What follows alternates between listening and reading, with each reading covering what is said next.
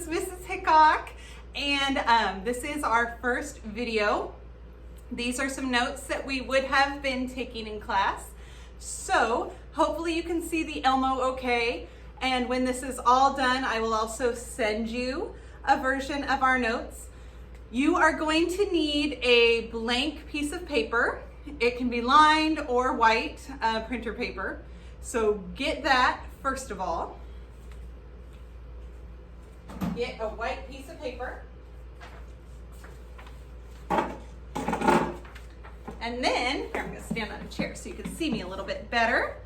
We are going to take the paper and fold it in half the long way, okay? Doesn't have to be exact. Some people call this the hot dog way, so you're going to fold this in half. And we are going to need 6 different squares, okay? So you've got it in half, and then you're going to fold it about halfway down, like that. And then you're going to bring the bottom up to match it, so that when you open it up, you have 6 spots. So I'll give you a minute to do that while I go and sit at the Elmo, and then we will get going, okay?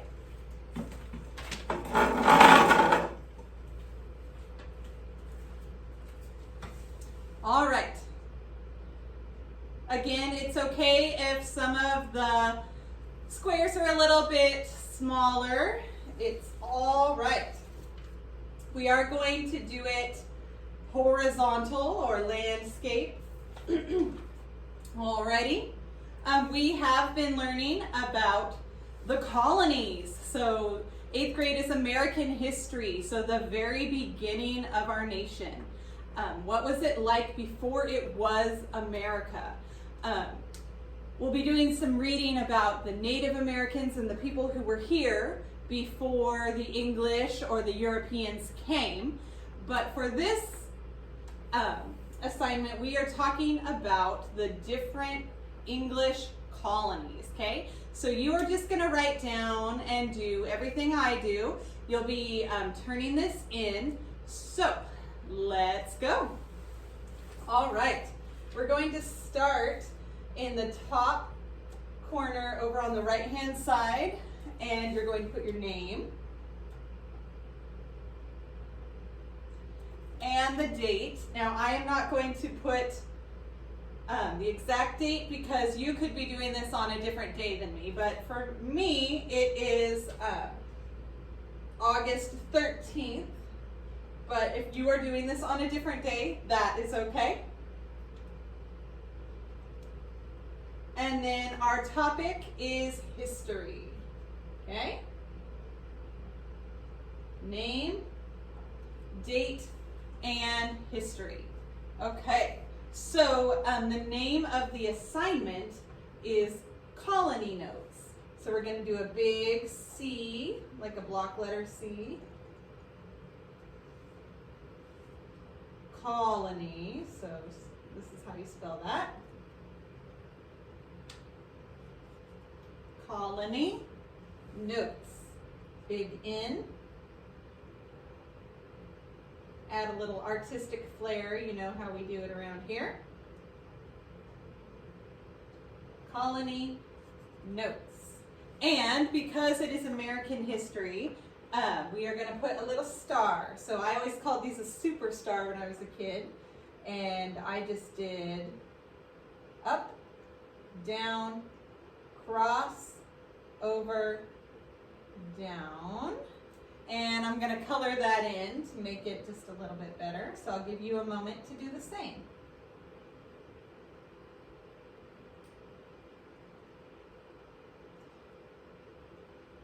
And if you need to adjust your star a little bit, that's okay. Sometimes they don't always come out exactly how you want it. So you can make adjustments as needed.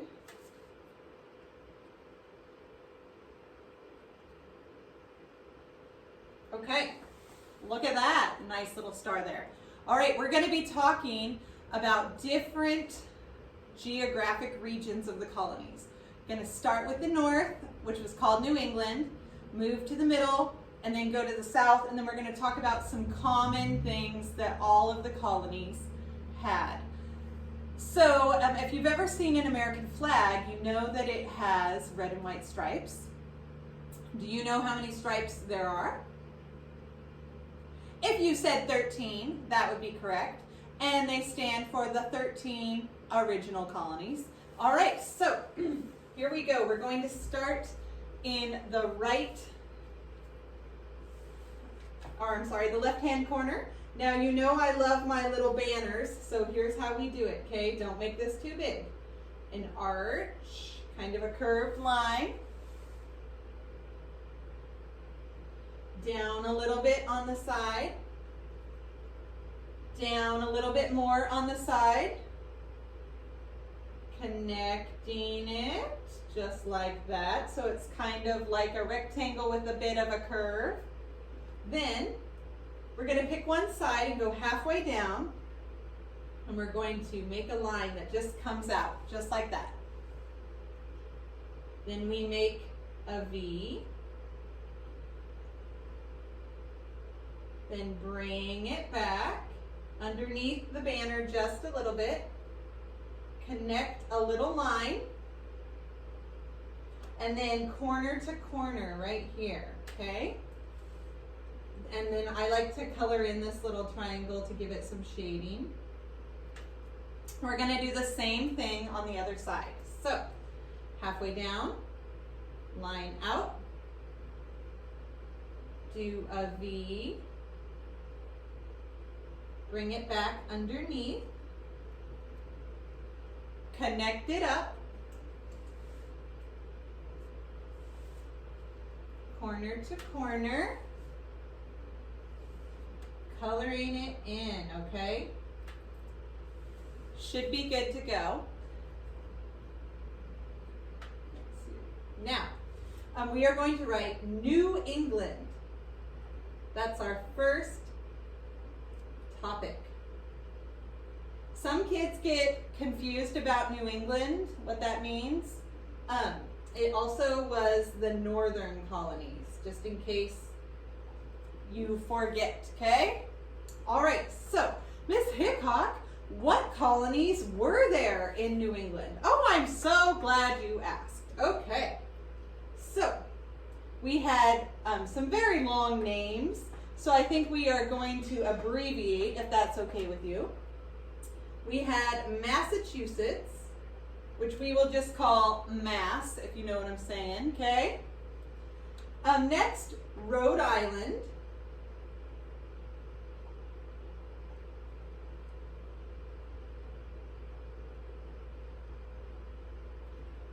Followed by Connecticut, and we're just going to go C-O-N-N, so you know what I'm talking about there. And then New Hampshire, or New Hampshire, depending on how you want to pronounce it. Many of the colonies were named after places back home in England. All right, so Miss Hickok, what was cool or different about the New England colonies? Well, let's see. They were called the Puritans and the Pilgrims. Puritans and Pilgrims. Okay. If I'm going too fast, you can't tell me, but you can pause the video.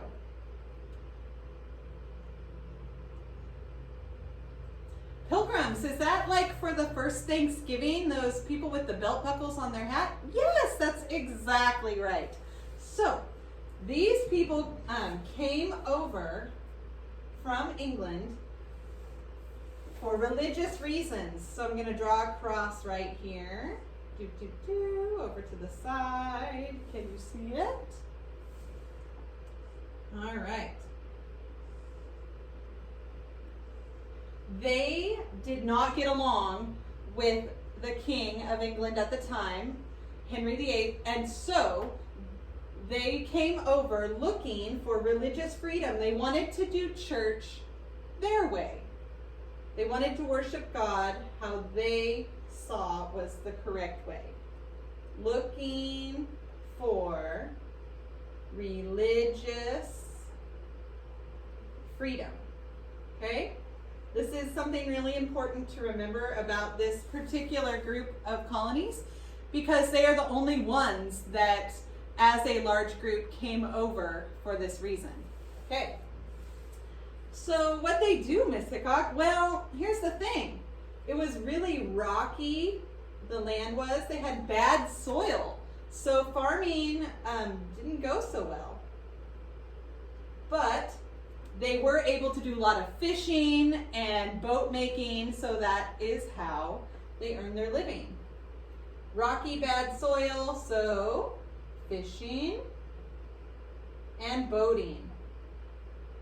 They lived off of the sea. All right, okay, that kind of makes sense. Massachusetts, Maine, that whole area is still known for that, so okay. And as much as I hate to even talk about it, yes, they did whaling, and they used the whale's blubber for wax in their lamps and all of that, but we don't need to write that down because we love the whales. Okay, so there we go for New England. Moving right along to our square that is in the middle. And how perfect is that, because this is the middle colonies. So we're going to do our little arch again. Whoop, just like that. Make a little line down. Another line down on the other side. Usually kids say I'm going too fast at this point, so just take a breather here. Connecting. All right. Halfway down one side, we are going to go out, make our V, bring it back, connect it up. Okay, now corner to corner, whoop, we're going to color that in. Okay, same thing on the other side, halfway down, line out, do our V, bring it back, okay, connect it up, corner to corner, and we are going to call this the middle. So let me zoom it in so you can see it really well. The middle colonies. Why don't you just meet me in the middle? Here we go. This is the middle.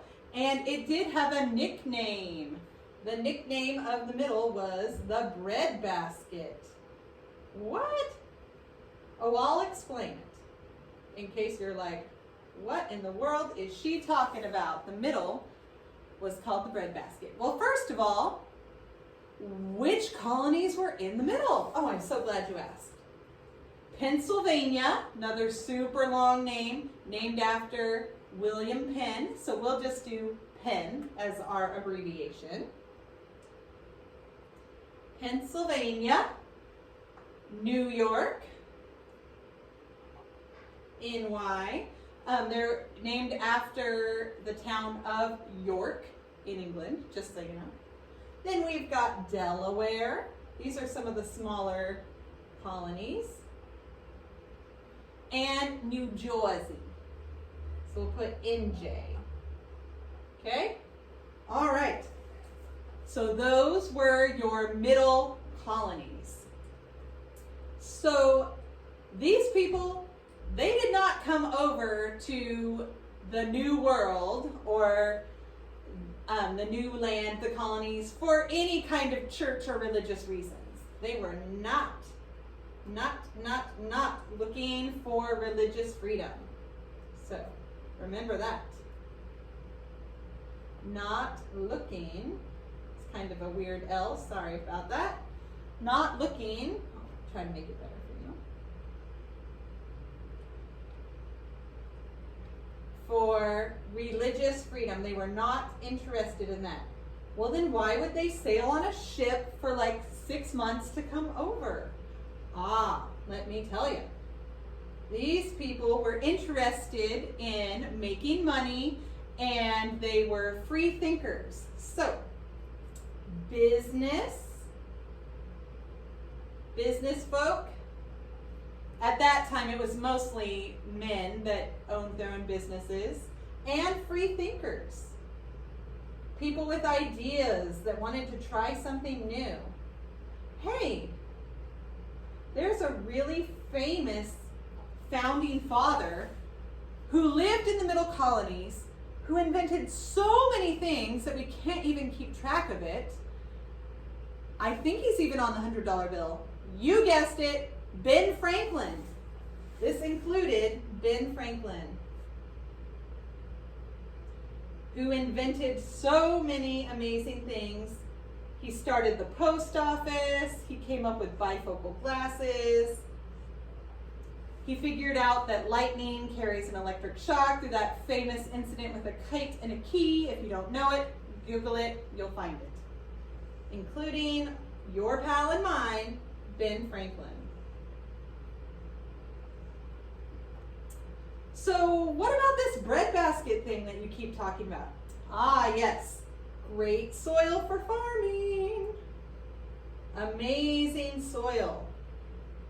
So they grew a lot of grain. That's where the bread thing comes in. They did lots of farming, especially wheat and grain. Okay, I gotcha. That sounds good. The breadbasket totally makes sense. I'm going to give it a moment so that you can be caught up on the middle. And then we will move on. If you're freaking out, if this is hard to see or hard to follow, I will also send you a picture of mine so that you have it. Okay. We're going to go to the bottom left now, okay? We're going to do our little banner again. Little arch. Line down. I'll zoom in so you can see. Another line down. Connecting. All right. Halfway down, it goes out.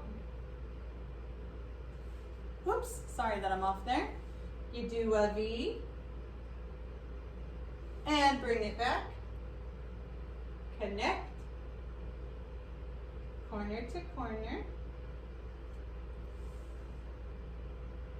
We'll do the same thing on the other side. Halfway down. Line out. V. Bring it back. Should be getting the hang of this by now. Corner to corner, and good to go. Okay, these were the southern colonies, so we're just going to write southern, the South. Okie dokie. And the South was known as the land of cash crops. Ooh, dropping that money. Cash crops? Wait, does money grow on trees? Hold on, you'll find out. Okay, so here we are in the South. This includes a lot of states that were named after kings and queens in England. First we have Virginia. We have Maryland, which they called Maryland after Queen Mary. We had the Carolinas, so North and South Carolina.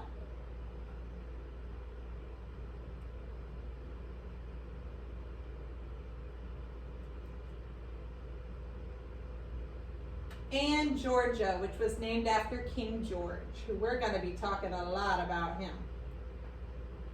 I have a special nickname for him that you will be finding out as we go on. All right, so let's talk about the South for a little bit here.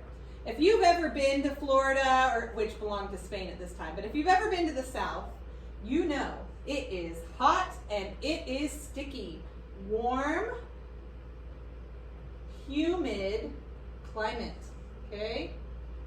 A warm and humid climate. One of my least favorite words is, I think you already know, moist, but it indeed was. A warm, humid climate. So this was really great for some certain crops. This was excellent for growing tobacco, cotton for clothing, and rice. I don't know if you've ever driven along I-5, but there are some huge rice farms and they have to flood the fields and you see lots of birds. Well, the South was really great for this. Now, there is something about the South that we do need to talk about. And so they had huge farms and huge ranches, and they had a lot of workers, but those workers, well, they weren't treated well at all. In fact, they were slaves. In the year 1619, the first Negro slaves arrived in the South from Africa. So there have been slaves in the South for a very long time. The first Negro slaves arrived from Africa. And there's so much that we can talk about with that, and if you have questions, please let me know. It became a huge part of the Southern culture. Let me move that up so you can see. And they really couldn't have got all the farming done without the slave labor. So,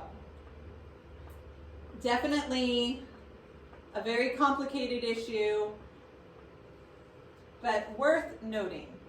Okay, we got two more. Woo!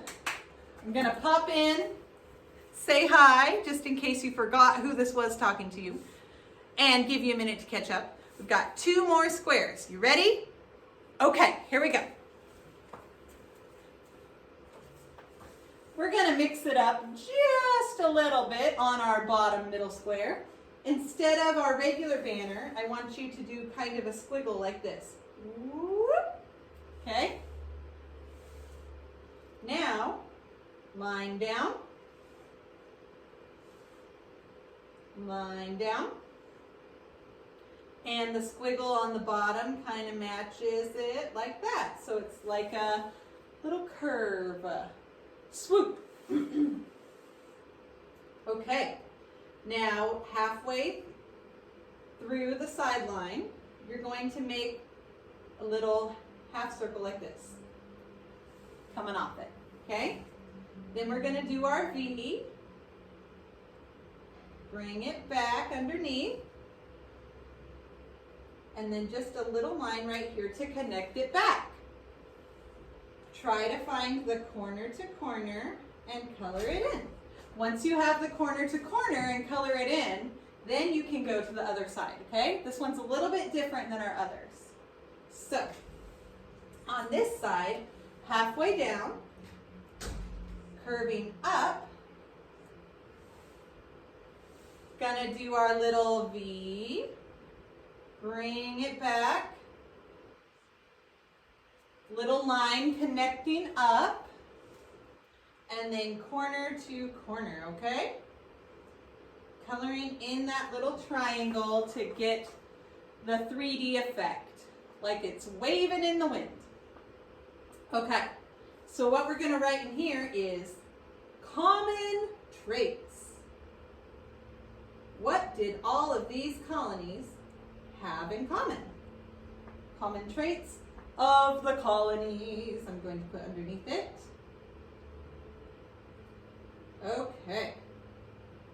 Common traits of the colonies. Okay, so here's the thing. Most of the people that came over were from England. Okay, so I'm going to zoom this in so you can see it well. Mainly English. There were some Scottish, a little bit of French, but mostly English. Most of them were Christians in their religion, even if they didn't agree with the Church of England at the time. So here's the thing. They were very hardworking.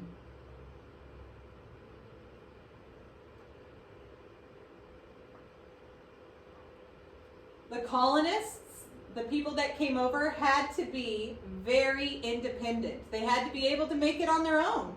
They were survivors.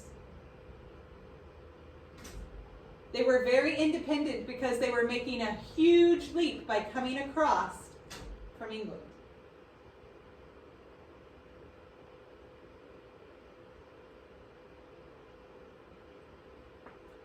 Many of them were looking for a new start.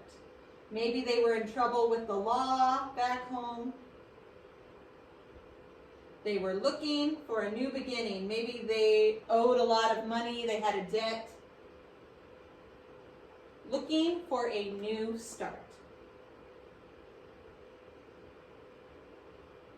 Okay, I'll keep that up there for just a second so that you can get caught up.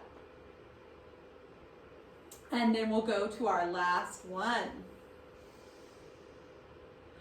Crazy to think that our amazing country started with just a few small communities. And in case you forgot, the very first colony was in Virginia, and it was called Jamestown.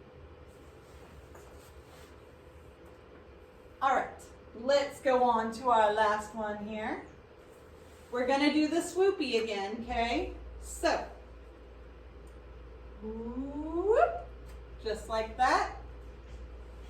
You're going to have a line go down. And another line go down.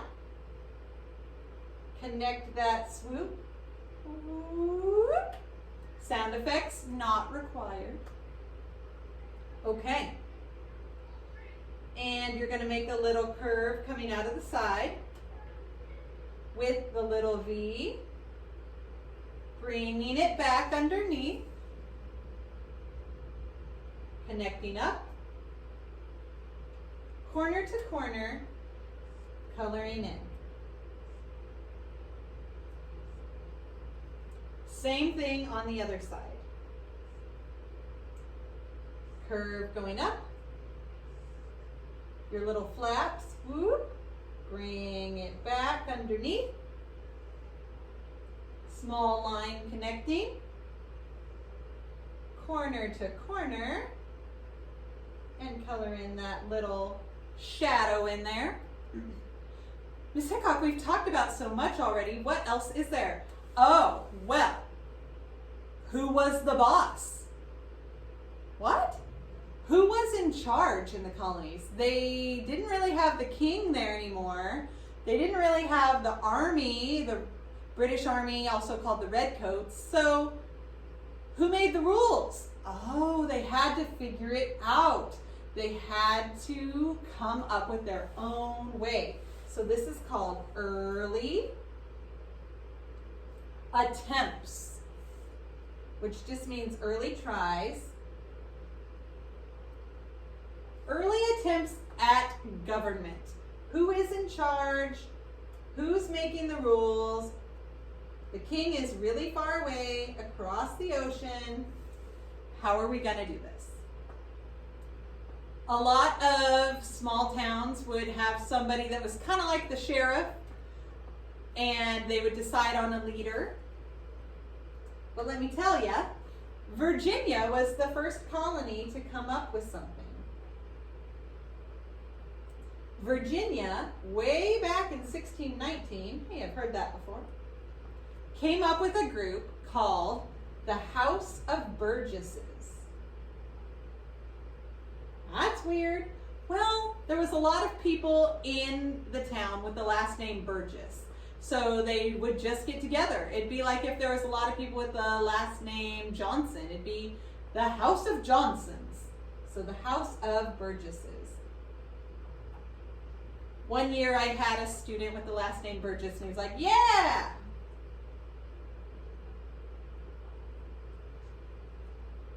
Also, if you've ever had Mr. Jackson, you may have heard of the Mayflower Compact. The Mayflower Compact was New England's version of who is going to be in charge.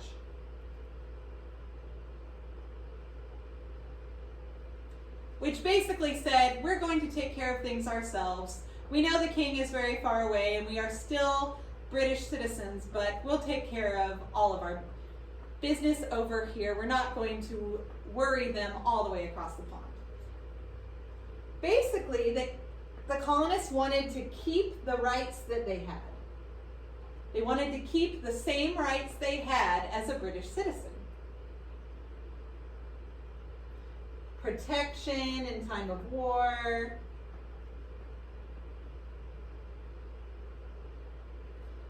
No new taxes.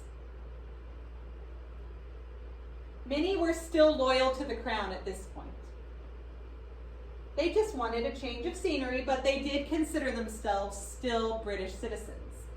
Now, it was definitely not a fancy type of meeting. It was very rough. Sometimes there was fights, or one of my favorite words, fisticuffs.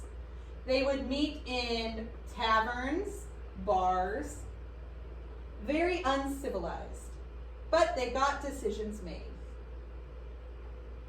When I think on our American history, there's so much to it.